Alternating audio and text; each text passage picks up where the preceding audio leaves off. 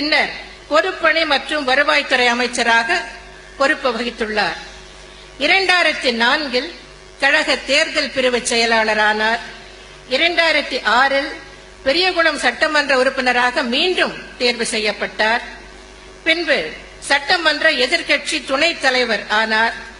2007 கழக பொருளாளரானார். 96, 99 மற்றும் 2000 ஆண்டுகளில் கழகத்திற்காக சிறை சென்றுள்ளார். கடந்த கால வரலாற்றை நீங்கள் பார்க்கின்ற போது நீண்ட காலமாக கழகத்தில் இருந்திருக்கிறார்கள்.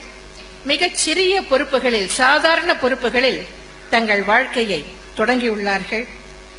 பின்னர் அரசியல் வாழ்க்கையில் அவர்கள் படிப்படியாக முன்னேறி இருக்கிறார்கள். அவர்களுடைய உழைப்பு, இயக்கத்தின் பால் அவர்களுக்குள்ள விசுவாசம், தலைமையிடம் அவர்கள் கொண்டுள்ள பற்று, இவற்றின் காரணமாக அவர்கள் படிப்படியாக உயர்ந்துள்ளார்கள். அமைச்சர்களாக உயர்ந்தார்கள். நான் ஏற்கனவே குறிப்பிட்டது போல் ஒரு காலகட்டத்தில் திரு ஓ பன்னீர்செல்வம் அவர்கள் முதலமைச்சராக கூட ஆனார்கள்.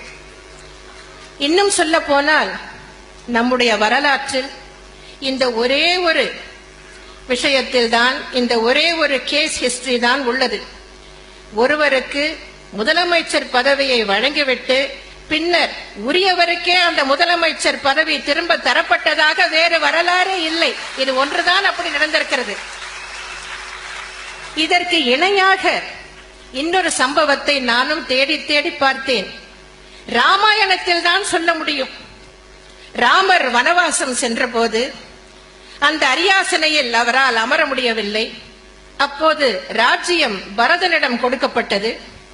அந்த பரதன் ராமர் அமர வேண்டிய அரியாசனத்தில் அமர மறுத்து பின்னர் வனவாசம் முடிந்து ராமர் அயோத்திக்கு திரும்பி வந்ததும் பத்திரமாக அந்த ராஜ்யத்தையும் அரியாசனத்தையும் பரதன் ராமருக்கே ஒப்படைத்தார். இதை புராணத்தில் தான் படிக்க முடிகிறது. ஆனால்